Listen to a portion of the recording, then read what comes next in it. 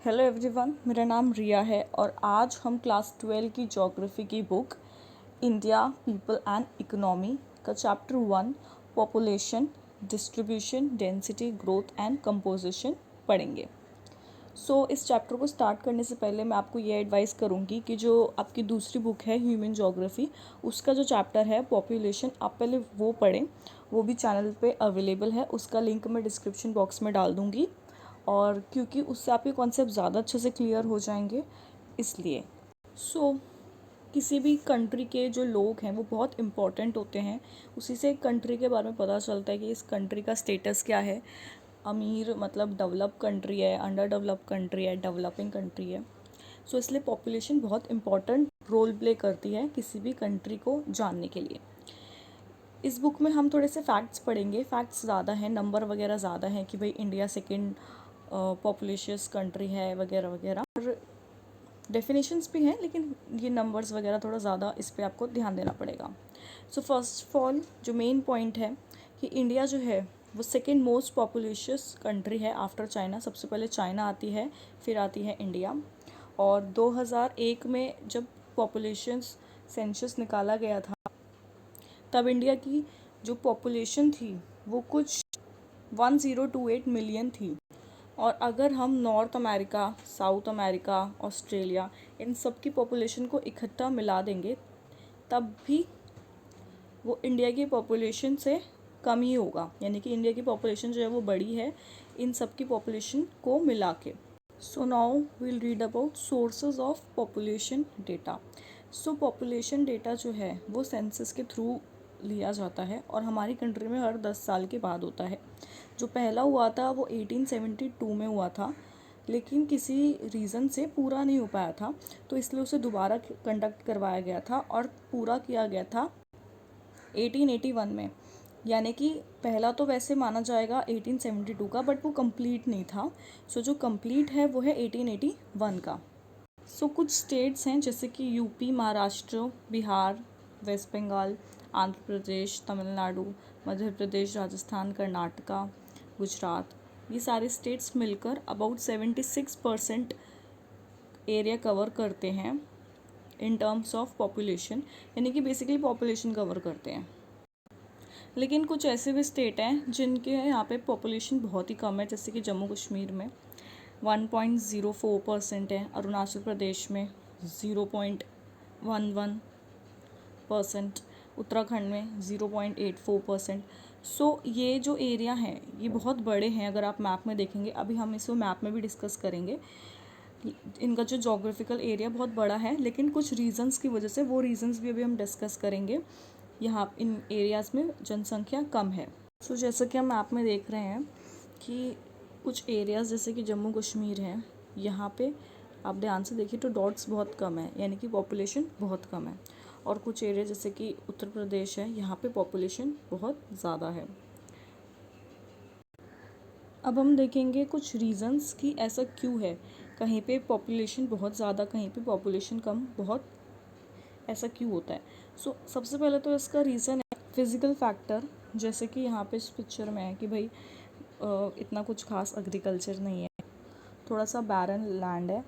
तो डेफिनेटली जहाँ पे एग्रीकल्चर फैसिलिटी ज़्यादा होगी, जहाँ पे जो लैंड है, ज़मीन है, वो अच्छा खासा फर्टाइल होगा और पानी वगैरह भी अच्छा खासा होगा, वहाँ पे पॉपुलेशन नेचुरली लोग वहीं पे रहना पसंद करेंगे।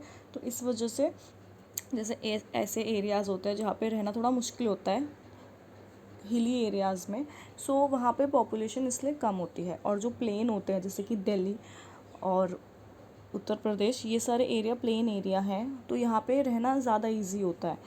यहाँ पे रिसोर्सेज भी इजीली अवेलेबल हो जाते हैं, तो इस वजह से यहाँ पे पॉपुलेशन ज़्यादा है।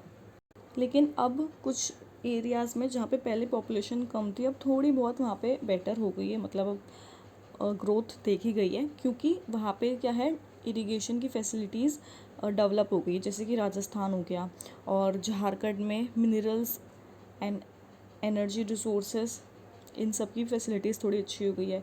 और कई एरियाज़ है जहाँ पे जो ट्रांसपोर्ट है, ट्रांसपोर्ट नेटवर्क वो अच्छा हो गया। इस वजह से जो पहले उनके यहाँ पे बिल्कुल भी पॉपुलेशन नहीं थी, जैसे राजस्थान, झारखंड में, लेकिन अब थोड़ी बहुत देखने को मिलती है। फिर ये कुछ रीजन्स हैं जहाँ पे पॉपुलेशन ज़्यादा होती है, जैसे कि दिल्ली, मुंबई, कोलकाता, बैंगलोर, पुणे, अहमदाबाद, चेन्नई, जयपुर, यहाँ पे ज़्यादा पॉपुलेशन देखी जाती है, क्योंकि यहाँ पे जो इंडस्ट्रियल डेवलपमेंट है, अर्बनाइजेशन है, अर्बनाइजेशन मतलब शहरीकरण है, और इस वजह से गांव के लोग जो हैं वो ज़्यादातर यहाँ पर आते हैं काम ढूंढने के लिए। Then we have density of population. So density of population का ये फॉर्मूला है जो आपको ज़रूर लिखना पड़ेगा एग्ज़ाम में। पॉपुलेशन डिवाइडेड बाय एरिया, यानी कि एक पर्टिकुलर एरिया में कितने लोग रहते हैं, ऐसे हम डेंसिटी निकालते हैं। 2011 के सेंसस के हिसाब से इंडिया में 382 persons per square kilometre density of population आई थी, और थर्ड रैंक थी एशिया की कंट्रीज़ में से। जो डेंसिटी ऑफ पॉपुलेशन में हमारी कंट्री थर्ड पॉपुलेटेड कंट्री थी, और बांग्लादेश सबसे पहले थी, जापान उसके बाद। बांग्लादेश में थी 849 पर्सन्स और जापान में 334। कुछ स्टेट्स ऐसे हैं जिनकी डेंसिटी बहुत ज़्यादा हाई है, जैसे कि वेस्ट बंगाल, बिहार, उत्तर प्रदेश, केरला, तमिलनाडु। ये सारे जो स्टेट्स हैं इनकी डेंसिटी बहुत हाई है। बुक में इनके नंबर्स भी दे रखे हैं, तो वो आप प्लीज़ उसको याद कीजिएगा। कुछ स्टेट्स ऐसे जिनकी मॉडरेट है, यानी कि ना ज़्यादा है ना कम है, तो वो हो गए जैसे असम, गुजरात, आंध्र प्रदेश, हरियाणा, झारखंड, उड़ीसा। तो जैसे कि मैंने बताया कि वेस्ट बंगाल में सबसे ज़्यादा है, वहाँ की डेंसिटी ऑफ पॉपुलेशन 903 है, लेकिन उत्तर प्रदेश की है 689। तो ऐसा क्यों है? मतलब पॉपुलेशन तो इसकी ज़्यादा है, जनसंख्या इसकी ज़्यादा है, लेकिन density of population West Bengal की ज़्यादा है। ऐसा इसलिए क्योंकि ये जो एरिया है यूपी का, ये भी बहुत बड़ा है। तो मैंने जैसे बताया कि आपको कि डेंसिटी निकाली कैसे जाती है, कि भाई एक पर्टिकुलर एरिया में कितने लोग पाए जाते हैं। अब इसका एरिया इतना बड़ा है, सो इस वजह से इसकी डेंसिटी इतनी है, और वेस्ट बंगाल इसकी डेंसिटी 903 है। फिर कुछ और भी टर्म्स हैं बुक में डेंसिटी से रिलेटेड, जैसे कि फिजियोलॉजिकल डेंसिटी।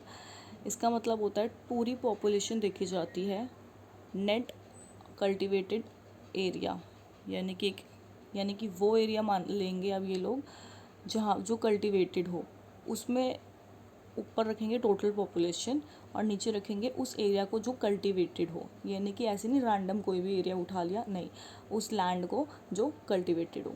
देन आता है एग्रीकल्चर डेंसिटी। उसमें आता है कि पॉपुलेशन वो रखी जाती है जिसमें एग्रीकल्चर पॉपुलेशन हो, यानी कि एग्रीकल्चर पॉपुलेशन वो लोग होते हैं जो किसान वगैरह आता है, और किसान लोगों की जो फैमिली होती है वो सब आते हैं। उसको डिवाइड किया जाता है नेट कल्टिवेटेड एरिया से। अब growth of population. So growth of population basically change होता है एक पर्टिकुलर एरिया में एक पर्टिकुलर टाइम पे, यानी कि मान लीजिए ये एक टाइम है और ये एक टाइम है। सो इस टाइम से इस टाइम तक कितनी पॉपुलेशन बढ़ी है उस पर्टिकुलर एरिया में, और कितनी पॉपुलेशन कम हुई है, मतलब बढ़ी है, कम हुई है, कैसे है। सो इसको कहते हैं ग्रोथ ऑफ पॉपुलेशन। एक पर्टिकुलर एरिया में एक पर्टिकुलर टाइम, जैसे कि मान लीजिए 2011 से लेके 2020, इनमें अगर हम निकालेंगे तो एक पर्टिकुलर एरिया में यहाँ पे कितनी पॉपुलेशन बढ़ी है, और इसको परसेंटेज में एक्सप्रेस किया जाता है। अब इसके दो कंपोनेंट होते हैं, एक होता है नेचुरल, एक होता है इंड्यूस। तो नेचुरल में होता है जो कुदरती ग्रोथ हुई है, यानी कि वो कैसे हो सकती है कि एक पर्टिकुलर एरिया में कितने लोग पैदा हुए और कितने लोगों की डेथ हुई है, तो वो नेचुरल माना जाएगा। फिर आता है इंड्यूस। इंड्यूस में आता है कि कितने लोग उस जगह को छोड़ के चले गए और कितने लोग उस जगह पे आए हैं। अब हम पढ़ेंगे पॉपुलेशन डबलिंग टाइम।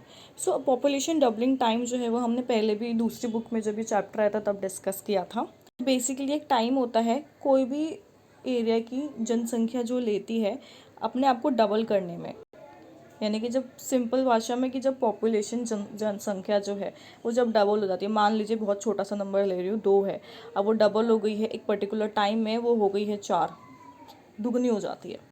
सो कुछ 4 फेजेस हैं जिनके बारे में हमें पढ़ना पड़ेगा और ये बहुत ही इंपॉर्टेंट है। सो पहला फेज़ है जो कि 1901 से लेके 1921 का है।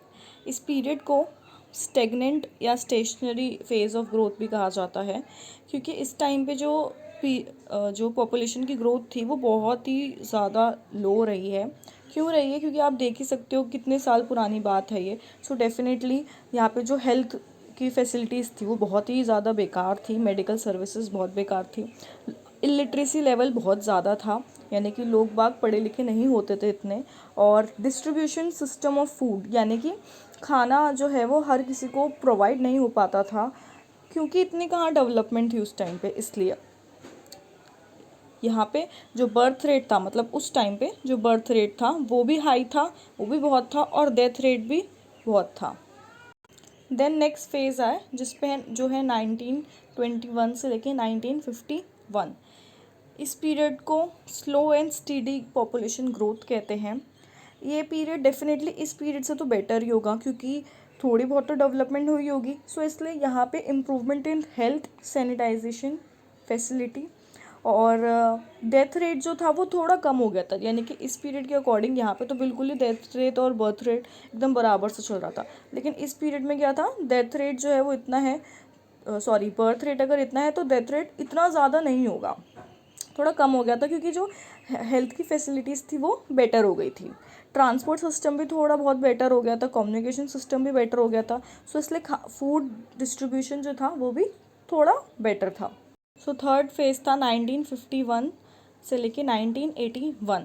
इस फेज़ को हम कहते हैं पॉपुलेशन एक्सप्लोजन, क्योंकि इसमें जो था वो डेथ रेट बिल्कुल ही एकदम ही कम हो गया था और बर्थ रेट बहुत हाई था।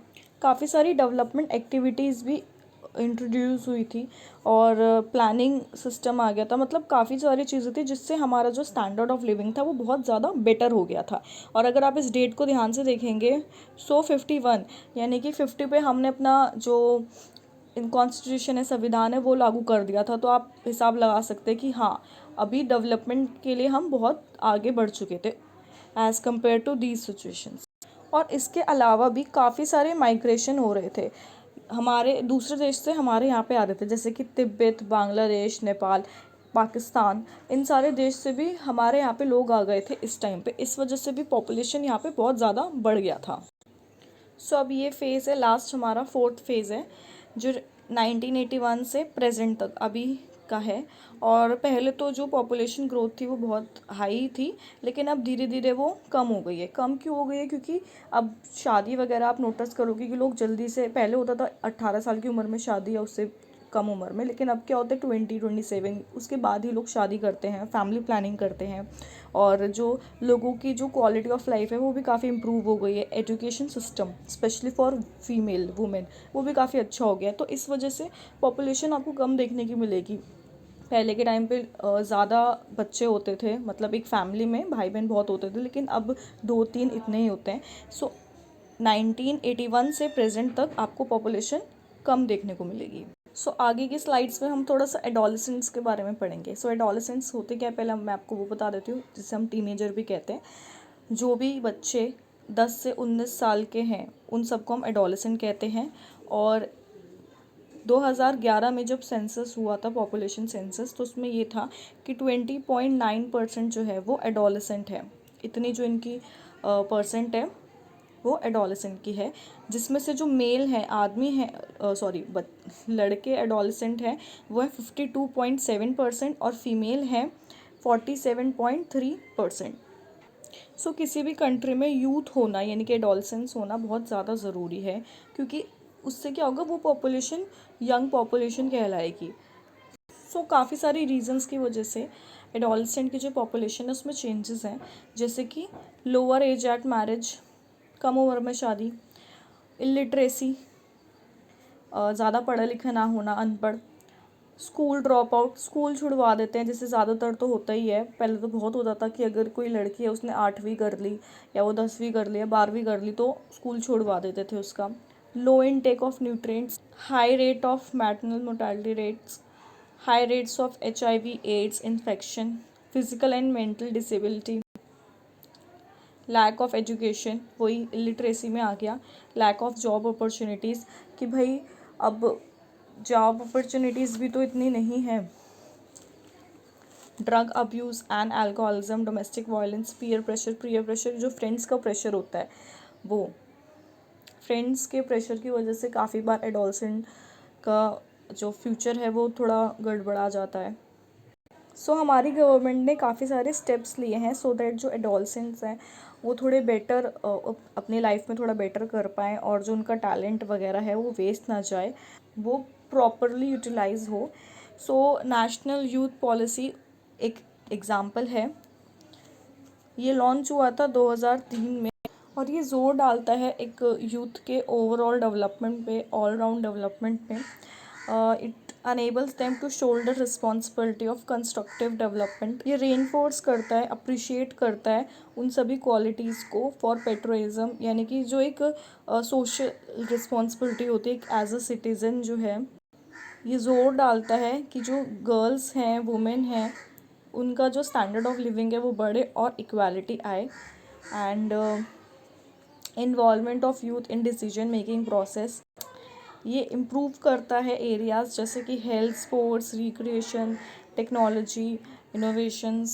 सो अब हम पढ़ेंगे पॉपुलेशन कंपोजिशन के बारे में, और इसमें बहुत सारे कंपोजिशन होंगे जैसे कि rural urban composition, linguistic composition, religious composition. इसको हम एक एक करके डिटेल में समझेंगे। सो रूरल अर्बन कंपोजिशन, रूरल मतलब कि गांव और अर्बन मतलब कि शहर। कितने लोग गांव में रहते हैं, कितने लोग शहर में रहते हैं, ये सब चीज़ें इसमें आएंगी।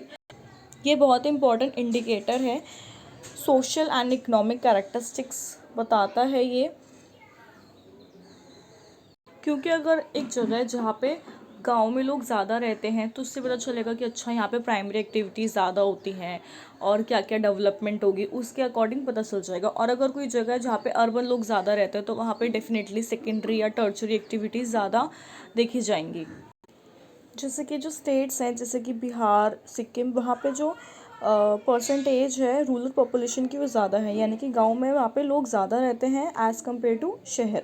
और कुछ स्टेट्स हैं जैसे कि गोवा, महाराष्ट्र, वहाँ पे बहुत कम लोग हैं जो गांव में रहते हैं, ज़्यादातर वहाँ पे शहर में लोग ज़्यादा रहते हैं। और सो अगर ज़्यादा लोग शहर में रहेंगे, जो अर्बन पॉपुलेशन है वो बढ़ेगी, तो डैट मीन्स ये एक अच्छी बात है, ये गुड इंडिकेटर होगा, क्योंकि डेफिनेटली इसका मतलब ये है कि काफ़ी सारे लोग जो हैं वो अब टर्चरी एक्टिविटीज़ में इन्वॉल्व हो रहे हैं। देन नेक्स्ट है लिंग्विस्टिक कंपोजिशन। एक सर्वे के अकॉर्डिंग ये बोला गया है कि 179 लैंग्वेजेस हैं इंडिया में और 544 डायलेक्ट्स हैं। डायलेक्ट्स मतलब कि बोलने का ढंग, जैसे कि मान लीजिए हिंदी है तो हिंदी पंजाब में कुछ अलग ढंग से बोली जाती है, हरियाणा में कुछ अलग ढंग से बोली जाती है, राजस्थान में कुछ अलग। सो 544 डायलेक्ट्स हैं इन दी कंट्री, और 22 शेड्यूल्ड लैंग्वेज हैं, जिसमें से जो हिंदी है वो सबसे ज़्यादा बोली जाती है, हिंदी की सबसे ज़्यादा हाईएस्ट परसेंटेज है, और सबसे कम है कश्मीरी और संस्कृत लैंग्वेज, यानी कि ये दो लैंग्वेज जो बहुत कम बोली जाती है। Then next we have religious composition. ये कुछ मेजर रिलीजन्स हैं, तो सबसे पहले हम हिंदूज़ के बारे में पढ़ेंगे। 70 से 90% है। कुछ एरियाज़ हैं जहाँ पे ये बहुत कम हैं पाए जाते हैं हिंदूज़, जैसे कि इंडो बांग्लादेश वाला जो एरिया है वहाँ पे कम मिलेंगे, इंडो पाकिस्तान वाला एरिया, और जम्मू कश्मीर में, नॉर्थ ईस्ट में कम मिलेंगे।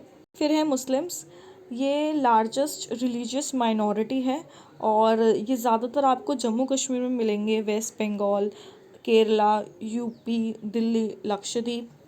देन वी हैव क्रिश्चियंस, ये ज़्यादातर रूरल एरियाज़ में मिलेंगे, और गोवा, केरला, मेघालय, मिज़ोरम, नागालैंड, हिल्स ऑफ मणिपुर, यहाँ पे आपको ज़्यादा दिखेंगे। सिक्स जो है वो they are concentrated in small areas of the country, particularly Punjab, Haryana and Delhi. Then we have Jains and Buddhist, so they are also smallest religious group. Muslims are largest religious group and Jains and Buddhists they are smallest, ये आपको कम देखने को मिलेंगे। And ये ज़्यादातर urban areas में मिलेंगे, कहाँ पे, राजस्थान, गुजरात, महाराष्ट्र। और जो बुद्धिस्ट हैं वो ज़्यादातर आपको देखने को मिलेंगे महाराष्ट्र में, एंड सिक्किम, अरुणाचल प्रदेश, लद्दाख, त्रिपुरा, यहाँ पे भी। ज़ोरोएस्ट्रियन, ये ज़्यादातर यहाँ पे वो लोग आते हैं, इस रिलीजन में वो लोग आते हैं जो ट्राइबल और इंडिजीनियस होते हैं, जिनके जो फेथ होते हैं वो थोड़े ट्राइब से रिलेटेड होते हैं, और ये बहुत कम पाए जाते हैं। ये ज़्यादातर पूरी कंट्री में स्कैटर्ड है, यानी कि एक एक जगह पे ऐसा नहीं है, पूरी कंट्री में फैले हुए हैं और इनका जो परसेंटेज है वो भी बहुत कम है।